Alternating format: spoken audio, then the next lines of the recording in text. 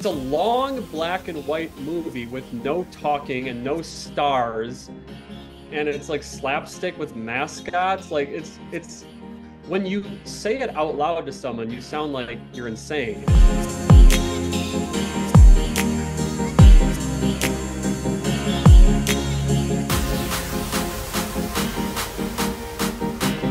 Hey, abonniert, Daumen hoch und Kommentar da lassen, ne? Jungs, ist klar.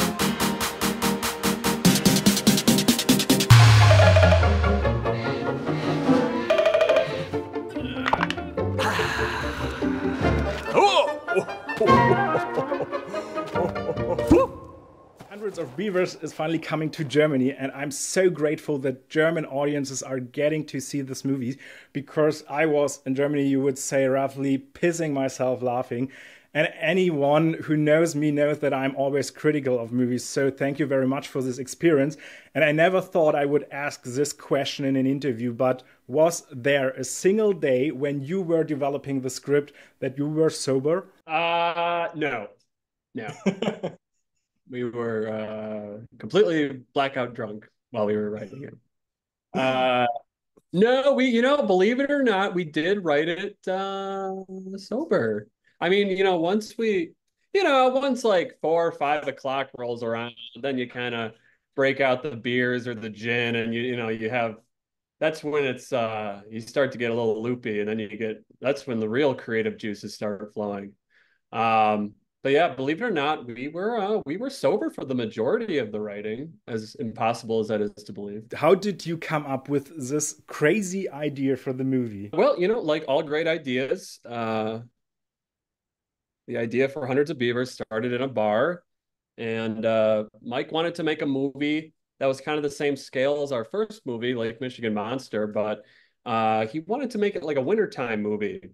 And he wanted to have sledding and snowball fights, and he wanted all the animals to be played by humans in mascot costumes, because it is a universal language that mascots falling down and getting hurt is inherently funny.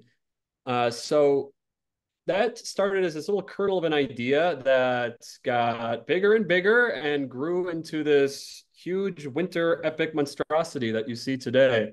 But originally started as a much smaller movie, but then we got scope creep, as we always do, and it just got enormous. And it took, 13 weeks of total shooting over a couple of winters. So what went from originally this small, tiny idea just ballooned out of control. And but yeah, it started the night of our world premiere for our first movie, Lake Michigan Monster, at the Milwaukee Film Fest. So, and that was in 2018. So this has been a long time coming. Crazy, really crazy. And I read that you had only about 150,000 USD for the movie. And last year I reported on a German Mad Max fan adaptation that had about half the budget as a 35-minute short film, but was realized in a great way as well. And I learned how much was only possible because people gave up money and it was realized as a passion project. So how did you get there with such a small budget? Well, a lot of the people who played mascots were just our buddies from elementary school, high school, college. So they were just up for coming up north and playing mascots for a few days or a week, as long as we had a fridge full of beer for them at the end of every shooting day. So it's a small budget, but a lot of people didn't, it's like a passion project. We didn't like we paid people, but it wasn't a union shoot. You'd never be able to shoot this through a union. I mean, there were so many I don't know, health risks and associated with this.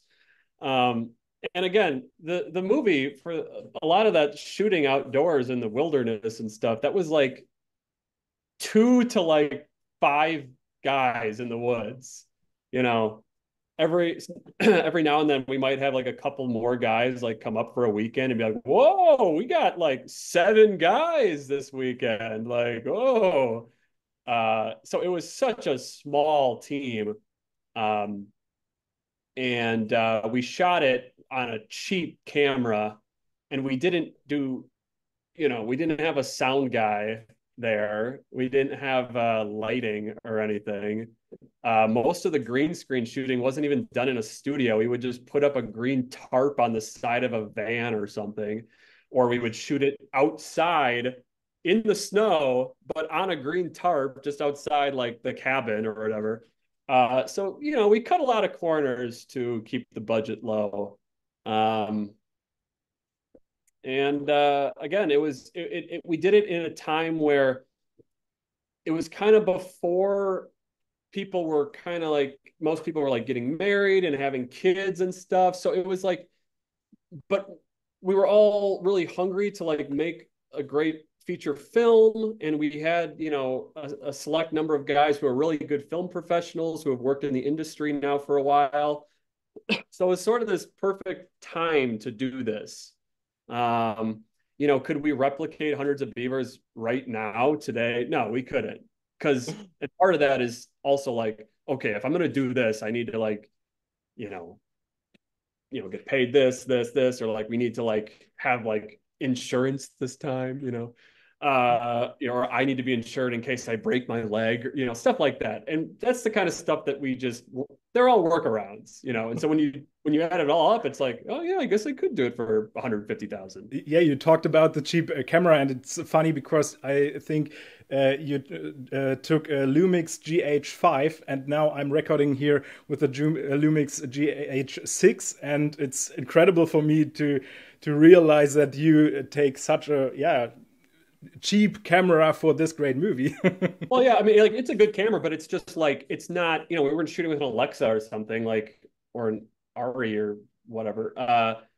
But that's okay because we didn't have to shoot it in 4K because we were already going to degrade the hell out of the movie and make it grainy and scratchy. We were going to make it look like crap so we could do 1,500 effect shots at this like cheap looking lo-fi style. So it's like we didn't need this ultra expensive camera anyways. So yeah, when people talk about your movie, they often mention names like Wes Anderson, Buster Keaton, Charlie Chaplin, Monty Python, and many other great filmmakers from different generations. In many notable annual lists such as Letterboxd and Washington Post, you are at the top. What goes through your mind when you see and hear all this feedback? I mean, it's beyond anything that we could have thought was going to happen, honestly. I mean, we always knew that we had a good movie on our hands, but to see all of like it being -- 1 in all these different lists and stuff, and to see, yeah, like best comedy of 2024, is really beyond anything that I think that we imagined. So it's been amazing that we've had so many people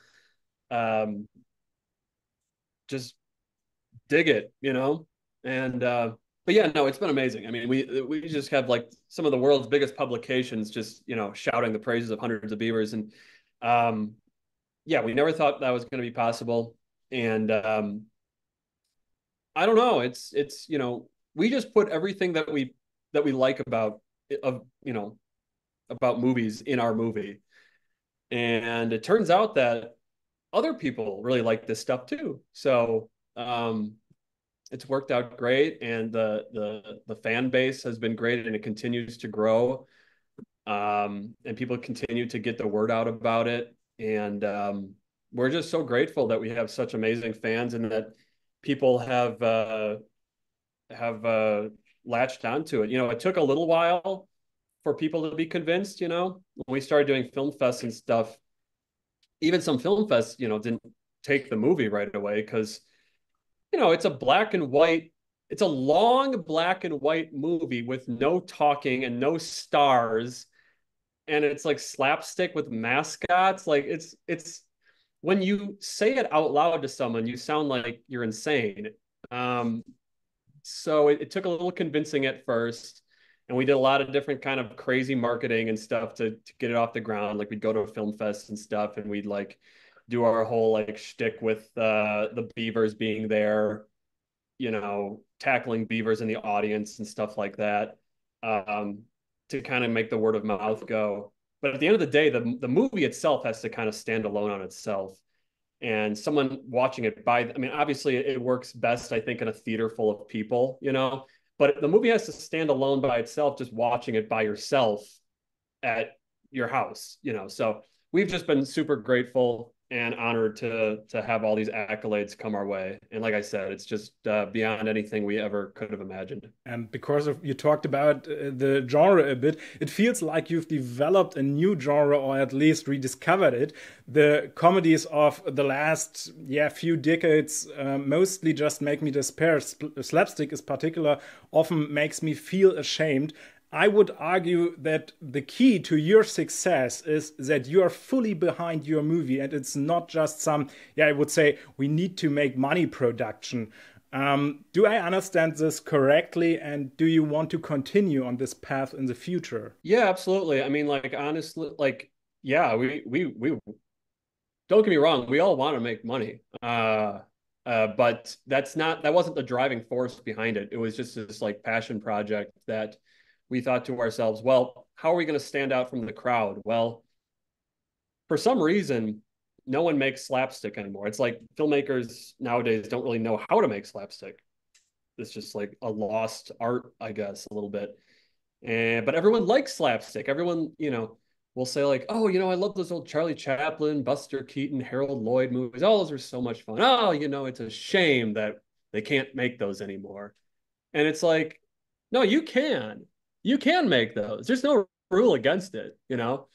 And so we just wanted to sort of we wanted to bring in the uh the 2020s with the roaring 20s by bringing back this sort of lost art form while also making it uh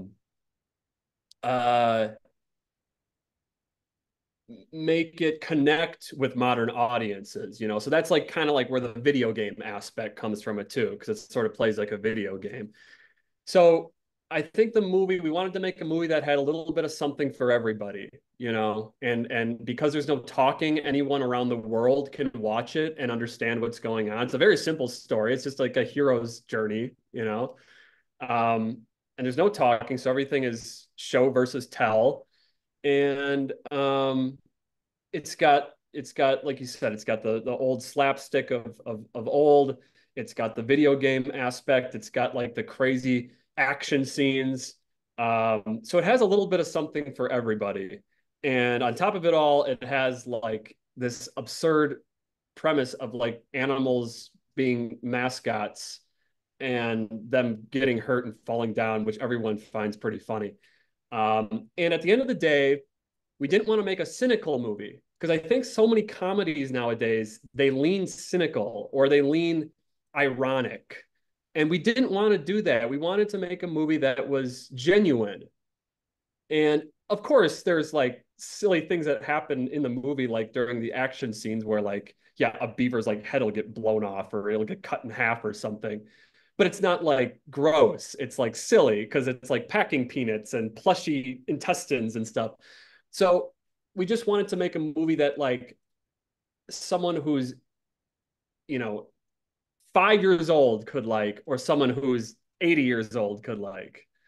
And that was a challenge, obviously, but I think we did a pretty good job of striking that balance. What advice would you give to young filmmakers who have creative ideas but few investors and funds? I would say, you know, you just gotta go out and get drinks with people.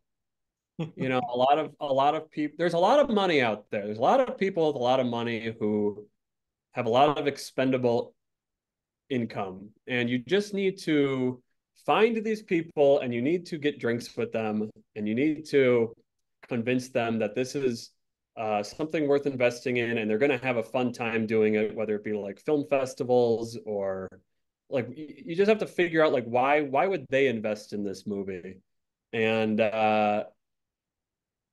you need to find, I would say we were kind of lucky because we were working with an ad agency from our hometown of Milwaukee, Wisconsin, who were also interested in making feature films. So the nice thing about them was like once the movie was done, they were doing all of the ad work and stuff and all the promotion on social media and stuff uh through their own agency. So it's not like we had to go out and hire an agency for tens of thousands of dollars or whatever. And so that didn't really eat into the budget too much. So I guess if you're an aspiring filmmaker, go get drinks with rich people and try to find an ad agency who also wants to make movies, because then they'll take care of all of the ad work and the social media work and stuff like that.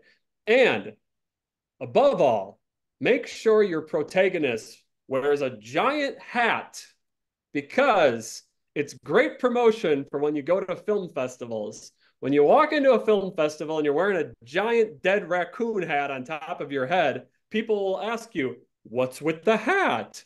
And then you can say, "Well, I have a movie at this film festival called Hundreds of Beavers, and it's screening tomorrow night." And then they'll say, "Hey, I want to check that out because of the hat."